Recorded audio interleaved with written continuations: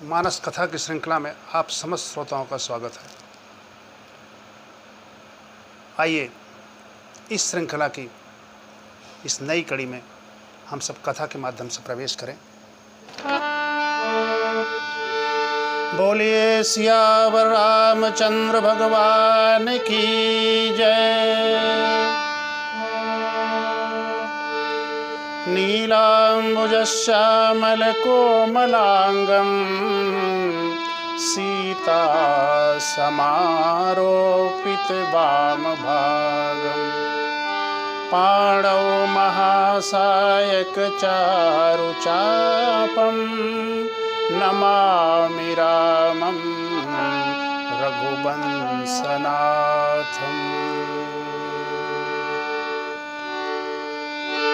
मंगल भवन अमंगलहारी द्रवौ सुदशरथ अजिर बिहारी सीताराम चरण रति मोरे अनुदिन बढ़ऊ अनुग्रह तोरे। श्री राम जय जय जय राम। श्री राम जय जय राम। श्री राम जय जय राम। श्री राम जय जय राम। श्री राम जय जय राम। बोलो श्री राम जय जय राम। बोलिए वृंदावन बिहारी लाल की जय। जीव का स्वाभाविक धर्म है ईश्वर से प्रेम करना। इस जीवन का परम लक्ष्य यही है, प्रभु श्री राम के चरणों के प्रति अनुराग प्राप्त करना, उनकी भक्ति प्राप्त करना। लेकिन जीव इस सांसारिकता के भ्रम में, अपने बुद्धि के भ्रम में, विद्या के भ्रम में जब ईश्वर से भी छल करता है तब वो दुख का भागी हो जाता है। मैया सती को यही रोग हो गया है। उन्होंने भगवान श्री राम की जो परब्रह्म परमेश्वर उनकी परीक्षा लिया।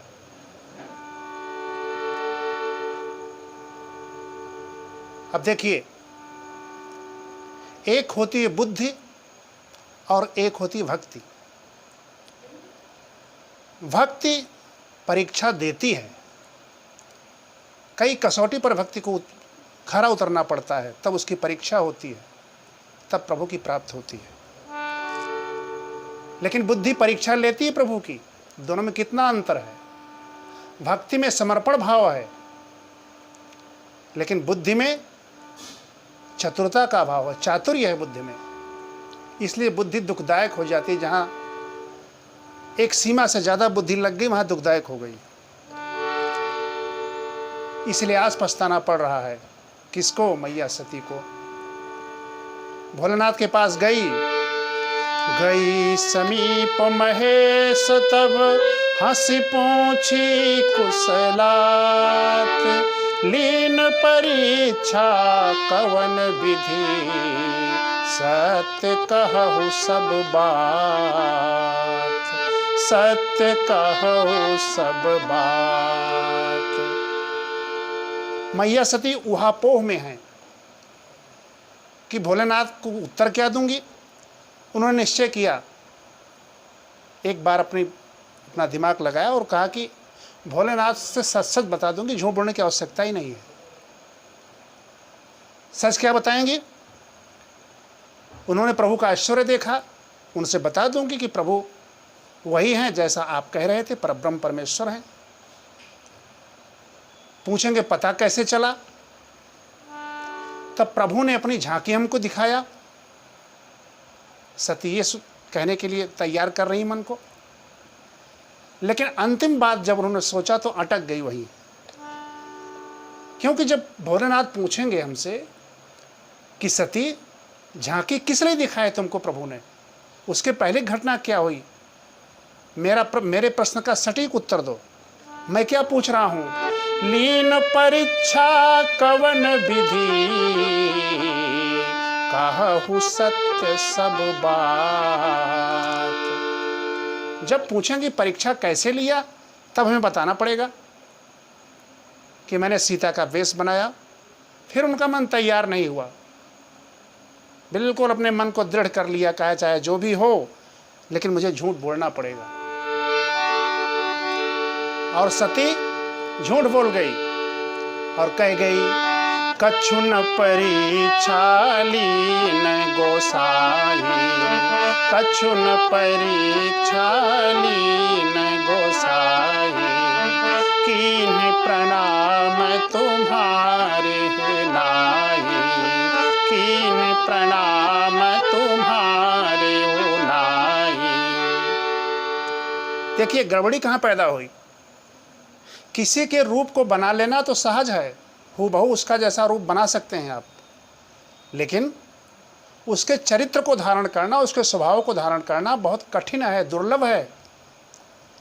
अब देखिए सती ने सीता का रूप लिया, रूप तो बढ़िया बनाया, लेकिन उनका चरित्र नहीं ले पाई, उनका स्वभाव नहीं लिया। उदाहरण स्वरूप देखिए, सीता कहाँ बैठी हैं? अशोक वाटिका में, और वहीं से हनुमान जी से प्रणाम कहवाती हैं, बेटा हनुमान हमारा प्रणाम जाकर कह देना प्रभु से, दूर है तब भी प्रणाम कर रही हो। अनुज समेत गह्यो प्रभु चरना, अनुज समेत गह्यो प्रभु चरना, कृपा सिंधु प्रणतारति हरना, अनुज समेत गह्यो प्रभु चरना। सीता अगर होती तो क्या राम को प्रणाम करना पड़ता सीता को? लेकिन सती से यही गड़बड़ी हो गई। और यहाँ जो नकली सीता हैं उनको कौन प्रणाम कर रहा है?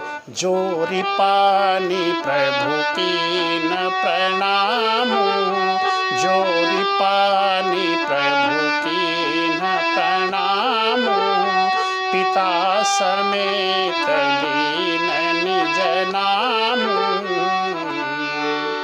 यही अंतर है, जो असली सीता हैं और नकली सीता, दोनों में यही अंतर है।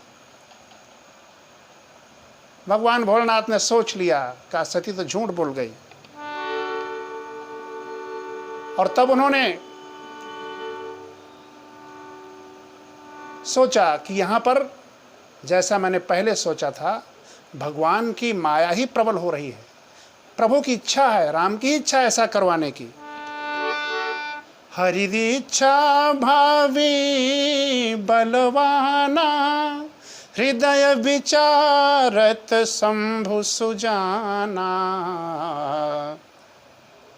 अब एक प्रश्न उठता है कि एक जगह गोस्वामी जी लिखते हैं कि भाव्यु मेट सकई त्रिपुरारी, भगवान भोलेनाथ के अंदर ऐसी सामर्थ्य है जो भावी को, होनहार को भी मिटा सकते हैं, उसके प्रभाव को मिटा सकते हैं। तो यहाँ क्यों नहीं मिटाया? सती उनकी पत्नी है, प्रिय पत्नी है, उनको भ्रम हो गया, मोह हो गया, तो अपने विशेष शक्ति से उस मोह को खत्म कर सकते थे, समाप्त कर सकते थे। भोलेनाथ ने क्यों नहीं ऐसा किया? हमारे गोस्वामी जी इसका उत्तर देते हैं और कहते हैं, देखो तमाम ऐसे संत हैं, आप्त प्राप्त संत जो हैं, वशिष्ठ हुए, नारद जी जैसे हुए संत, भगवान भोलेनाथ जो वैष्णवा नाम शंभु, ये ऐसे हैं, ईश्वर कोटि के देवता हैं, ये हर भावी को मिटा सकते हैं। लेकिन जहाँ देखते हैं कि हमारे प्रभु राम की ऐसी इच्छा नहीं है, हरि की ऐसी इच्छा नहीं है, वहाँ पर अपने कदम को पीछे खींच लेते हैं। जैसे नारद जी कहते हैं, कह मुनि सहिमवंत सुनो, जो विधि लिखा लीलार, देव दनुज नर नाग मुनि को नमेटनहार। भाभी को नहीं मिटा सकता कोई।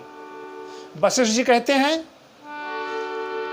सुनहु भरत भावी प्रबल, बिहसी कहो मुनि बिलखि कहो मुनिनाथ, हानि लाभ जीवन मरण, जस अपु जस विधि हाथ, जस अपु जस विधि हाथ। इनका पावर क्या है? ये ऐसे संत हैं जो विधाता की सृष्टि में भी दखलंदाजी कर सकते हैं। सो गोसाई जेहि विधि गति टेकी, सो गोसाई जेहि विधि गति टेकी। ऐसे प्रभु, ये ऐसे महान संत हैं, लेकिन जहां पर इन्होंने देखा कि राम की इच्छा नहीं, वहां पर पीछे हट गए और सारा का सारा राम पर छोड़ दिया। भगवान ने, भोलेनाथ ने यहाँ पर भी यही किया। हरि इच्छा भावी बलवाना, हृदय विचारत शंभु सुजाना, बहुरी राम मायहि सिरुनावा, प्रेरी सती जेहि झूठ कहावा, बहुरी राम मायहि सिरुनावा। प्रभु की माया बड़ी प्रबल है। माया की प्रबलता को देखकर वहीं से भोलेनाथ ने हाथ जोड़ लिया। सती की गलती नहीं है, सती को प्रेरित करके माया ही करवा रही है सब। और भगवान तो गीता में स्वयं कहते हैं कि हे अर्जुन, मेरी माया अत्यंत दुस्तर है, इसको कोई पार नहीं पा सकता है इसका। दैवी है सा गुणमयी मम माया दुरत्यया, अत्यंत दुस्तर है मेरी माया। तो अर्जुन ने पूछा, प्रभु इसका पार कैसे पाया जाए? अगर आपकी माया को पार पाना है तो क्या किया जाए? तो दूसरी पंक्ति में योगेश्वर भगवान कृष्ण कहते हैं, दैवी है सा गुणमयी मम माया दुरत्यया। उपाय, मामेव दे प्रबध्यन्ते माया में ताम तरन्ति ते, माया में ताम तरन्ति ते। जो मेरी शरण प्राप्त कर लेता है वो इस माया से तर जाता है, मेरे विशेष प्रभाव से। इसलिए अगर माया से तरना है तो मेरी शरण आना पड़ेगा। और शरण कैसे कैसे आए हम लोग? एक पंक्ति में जरा उस भाव को ले लें, मुझे अपनी शरण में ले लो राम, ले लो राम, मुझे अपनी शरण में ले लो राम, मुझे अपनी शरण में ले लो राम, ले लो राम, मुझे अपनी शरण में ले लो राम। लोचन मन में जगे न हो तो, लोचन मन में जगे न हो तो, पद पूजन में ले लो राम, ले लो राम, मुझे अपनी शरण में ले लो राम। बोले सियावर रामचंद्र भगवान की जय। प्रभु की शरण प्राप्त कर ली जाए तो माया में ताम तरन्ति ते, वही लोग पार हो जाते हैं इस माया को। अर्जुन, भगवान भोलेनाथ मन में एक असमंजस लिए हुए आगे चलते हैं कैलाश पर्वत की तरफ, और उन्होंने एक निश्चय किया कि भगवान बड़ी गड़बड़ हो गई। सती ने सीता का वेश धारण किया और सीता मेरी जननी है, जगत जननी है, मेरी माँ है। तो अगर मैं सती के साथ गृहस्थाश्रम व्यतीत करता हूँ तो अनीति होगी, मर्यादित बात नहीं होगी। इसलिए अब मैं सती का सर्वदा के लिए त्याग कर देता हूँ। लेकिन वहीं भगवान की प्रेरणा हुई, भोलेनाथ रुको, एक संकल्प लेने से रुको। पहले सती ने जरूर अपराध किया है, मेरी परीक्षा का, तुम्हारी अवज्ञा का, लेकिन उनका अपराध मेरे स्वरूप की जिज्ञासा में ही हुआ है, इसलिए उन्हें सर्वदा के लिए छोड़ना जरूरी नहीं है। अगर आपने संकल्प किया है तो आप सिर्फ उनको एक जन्म के लिए छोड़ सकते हैं। इसलिए गोस्वामी जी ने इस महत्वपूर्ण अर्धाली के प्रारंभ में ये 2 शब्द लिखे। फिर भोलेनाथ ने प्रभु की इच्छा समझ करके और यही कहा, एहि तन सती ही, हमेशा के लिए नहीं बल्कि एहि तन, एक जन्म के लिए। एहि तन सती ही भेंट मोहि नाही, एहि तन सती ही भेंट मोहि नाही, शिव संकल्प कीन मन माही, शिव संकल्प कीन मन माही। क्यों संकल्प किया? जो अब करऊं सती सन प्रीति, मिटई भगति पथ होई अनीति, मिटई भगति पथ होई अनीति। इसलिए हे प्रभु श्री राम, मुझे इस अनीति से बचना है, इसलिए मैं सती का त्याग कर रहा हूं। मन ही मन त्याग किया, सती को बताया नहीं, लेकिन आकाशवाणी हो गई। धन्य हो प्रभु भोलेनाथ, आपके समान प्रभु श्री राम का भक्त कोई नहीं है संसार में। क्योंकि जिन्होंने सती जैसी पुनीत नारी का त्याग कर दिया, मात्र इतनी गड़बड़ी सी कि उन्होंने सीता का वेश धारण किया, ये आपकी भक्ति की पराकाष्ठा है, भक्ति परीक्षा की। और जब आकाशवाणी हुई तब सती को पता चला। उन्होंने पूछा, कीन कवन प्रभु दीन दयाला, कीन कवन पन कहु कृपाला। भगवान भोलेनाथ, आपने कोई प्रण किया क्या? कहा नहीं, ऐसी कोई बात नहीं है सती। तो सती ने कहा, नहीं प्रभु छुपाइए मत, ये आकाशवाणी कुछ कह रही है। बार बार सती ने पूछा, लेकिन उत्तर नहीं दिया। यद्यपि सती पूछा बहु भांति, तदपि न कहे वो त्रिपुर आराती। उस समय नहीं बताया भगवान ने, क्योंकि बताने का अवसर ठीक नहीं है। ये कोई भी बात तब बतानी चाहिए जब उसका ठीक अवसर आए।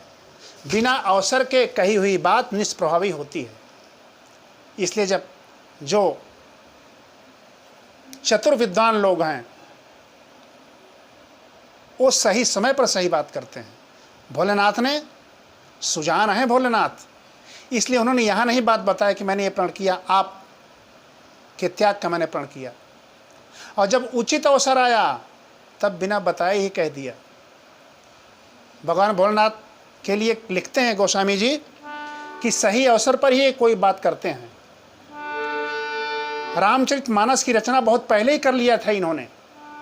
रचि महेश निज मानस राखा, रचि महेश निज मानस राखा, पाई सुसमय शिवासन भाखा, पाई सुसमय शिवासन भाखा। जब सुसमय पाया, पाई सुसमय, तब शिवासन भाखा। लेकिन ये उचित अवसर नहीं है। और जब उचित अवसर आएगा तो अपनी चोरी भी कह देंगे भगवान। पार्वती नहीं भी पूछेंगी तब भी चोरी कह देंगे, क्योंकि अवसर बड़ा उचित है, आनंद का अवसर है। कब? राम जन्म में। पार्वती ने नहीं पूछा कि कोई आपने क्या चोरी किया, लेकिन भोलेनाथ यहाँ चोरी भी बता रहे हैं। और ये एक कहूँ निज चोरी, और एक कहूँ निज चोरी। सुन गिरिजा अति दृढ़मति तोरी, काग भुसुंडी संग हम दो। मनुज बेस जाने नहीं को। कहाँ गए? बाल भगवान राम के दर्शन के लिए, शिशु राम के दर्शन के लिए चले गए। एक चोरी बता दिया बिना पूछे हुए, जब सुसमय मिला। लेकिन अभी कुसमय है, विपत्ति का अवसर है, इसलिए बड़े सावधानी से एक एक पांव रख रहे हैं, फूंक फूंक करके। गोस्वामी जी कथाक्रम को आगे बढ़ाते हैं और लिखते हैं कि बरनत पंथ विविध इतिहासा, विश्वनाथ पहुँचे कैलासा। विश्वनाथ पहुँचे कैलासा। कैलाश पर्वत पर गए और भगवान ने जैसा प्रण किया था उसी का पालन करते हुए जाते ही वहाँ पर बट वृक्ष के नीचे समाधिस्थ होकर बैठ गए और उनकी समाधि लग गई। लाग समाधि अखंड अपारा।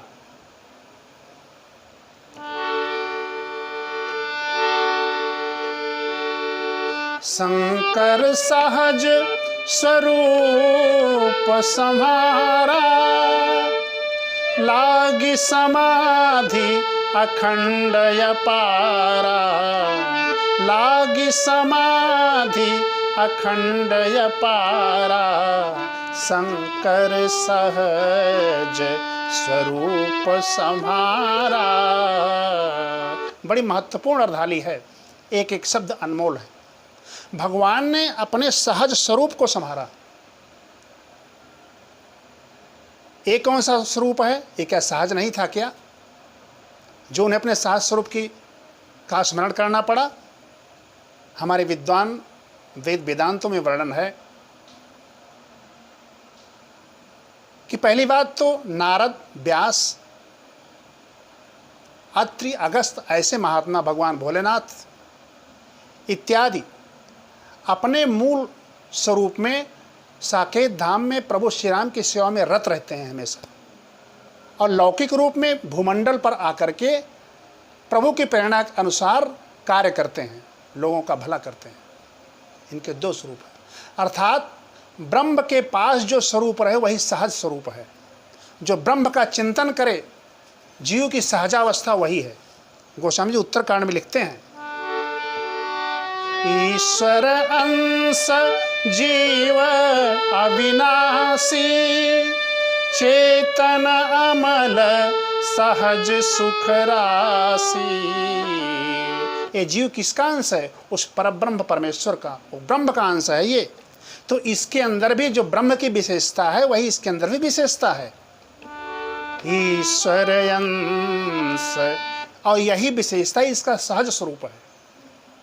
ईश्वर अंश जीव अविनाशी, ये अविनाशी है जीव, चेतन है, अमल है, सभी विकारों से दूर है, सहज है, वही सहज स्वरूप की बात जो कर रहे हैं, और सुख राशि है। तो गोस्वामी से पूछा गया कि जब इतनी विशेषता जीव के अंदर है तो इसमें विकार कहाँ पैदा हो गया, कहाँ से गड़बड़ी पैदा होगी गोस्वामी जी? तो गोस्वामी जी लिखते हैं कि यही जीव जब माया में लिपट जाता है, माया में कैसे लिपटता है?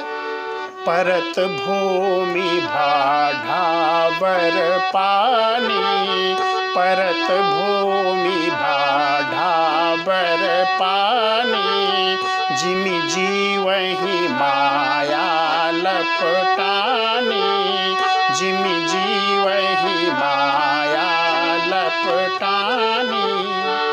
ब्रह्म के पास तक रहता है तब तो बिल्कुल अपने सहजावस्था में रहता है, लेकिन ब्रह्म के पास से जब ये जीव नीचे गिरा, इसको और सरल भाषा में समझिए, आकाश से बूंद टूटी जब तक जमीन पर नहीं गिरी तब तक शुद्ध है, वर्षा का जल, वर्षा की बूंद शुद्ध है। लेकिन जैसे जमीन पर गिरी और धूल के कण उस बूंद से लग गए तो पानी की बूंद क्या होगी, गंदला हो गया, वो जल गंदला हो गया, अर्थात माया का आवरण उस पर छा गया। यही जीव के साथ होता है। जिमि जीव ही माया लपटानी, और जीव जब माया के घेरे में आ गया, माया में लिपट गया, तब क्या होती उसकी गति, सो माया बस पर गोसाई, बंधु कीर मरकट की नाई, बंधु कीर मरकट की नाई। अर्थात मेरे कहने का तात्पर्य, जीव जब प्रभु के पास रहता है तो अपनी सहजावस्था को प्राप्त करता है। मम दर्शन फल परम अनुपा, मम दर्शन फल परम अनुपा, जीव पाए निज सहज स्वरूपा, जीव पाए निज सहज स्वरूपा। भगवान भोलेनाथ ने वही सहज स्वरूप धारण करके अपने मूल रूप का चिंतन करके समाधिस्थ हो गए। शंकर सहज स्वरूप समारा, लागी समाधि अखंड पारा, शंकर सहज स्वरूप समारा। भगवान भोलेनाथ तो समाधिस्थ हो गए, लेकिन मैया पार्वती, मैया सती, ये अपने दुख से अंदर ही अंदर जल रही हैं। चिंता की अग्नि में, चिंता ज्वाल शरीर की, दावा लगी लगी जाए, प्रगट धुआं नहीं देत है, अंतर ही धुंधुआए, अंतर ही धुंधुआए। एक चिंतित हैं और सोच रही हैं, प्रभु से यही विनती कर रही हैं कि जो प्रभु दीन दयाल कहावा, जो प्रभु दीन दयाल कहावा, आरती हरन वेद जस गावा, आरती हरन वेद जस गावा, तो मैं विनय करऊं कर जोरी, तो मैं विनय करऊं कर जोरी, छूटई बेगी देह यह मोरी, छूटई बेगी देह यह मोरी, छूटई बेगी देह यह मोरी, छूटई बेगी देह यह मोरी। अगर मैंने अपने पतिदेव भगवान भोलेनाथ का मन क्रम वचन से अनुसरण किया है, तो तुरंत ही भगवान कोई न कोई आप ऐसा उपाय रच दें जिसके माध्यम से, जिसके बहाने से मेरी यह देह छूट जाए, मेरा ये जीवन समाप्त हो जाए। यही विनती करती हैं। तो सब दरसी सुनिय प्रभु, करहु सो बेग उपाय, होई मरन जहि बिनह श्रम, होई मरन जहि बिनहि श्रम, दुसह विपत्ति बिहाय।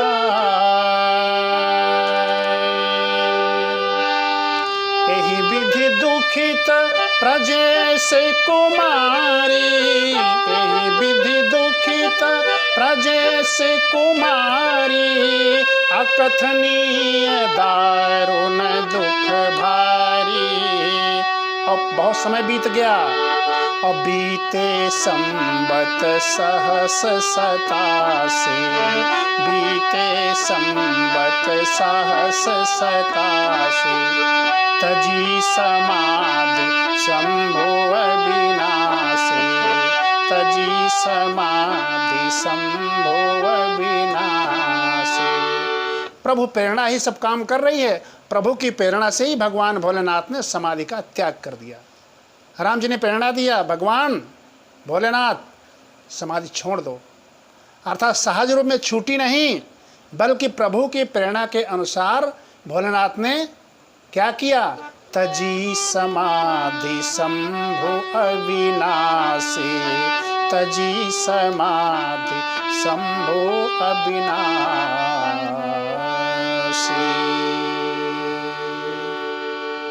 इसके बाद का क्या घटनाक्रम होता है, सती किस प्रकार उनके पास जाकर के अपनी जिज्ञासा प्रकट करती हैं, इसका वर्णन अगली कड़ी में